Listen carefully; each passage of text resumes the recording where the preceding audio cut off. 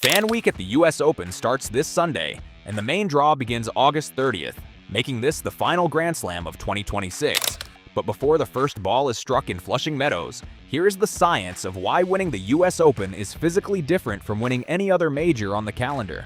Arthur Ashe Stadium holds 23,771 people, the largest tennis stadium in the world, and it sits in Queens, New York, in late August, when the city's heat and humidity combine to create conditions that are measurably more physically demanding than any other Grand Slam venue.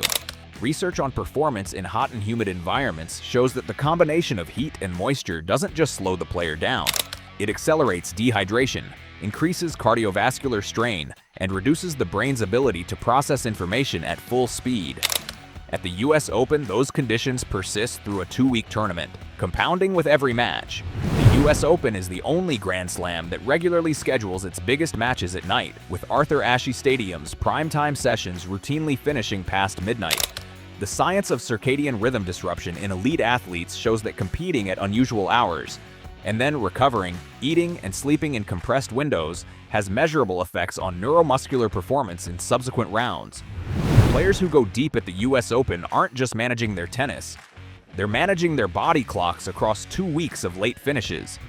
Sinner arrives as world number 1 and reigning Wimbledon champion, but with health concerns that have followed him all summer. Sabalenka is the 2-time defending women's champion, seeking a 3rd consecutive US Open title. Alcaraz is the defending men's champion, returning after a wrist injury limited his summer. The science says the US Open rewards players with the deepest aerobic base and the most resilient recovery physiology, because the conditions take something from everyone, and the winner is the one who loses the least. 2 weeks, 5 sets for the men, 23,771 people in the loudest stadium in tennis. Who wins Flushing Meadows this year? Drop your pick in the comments.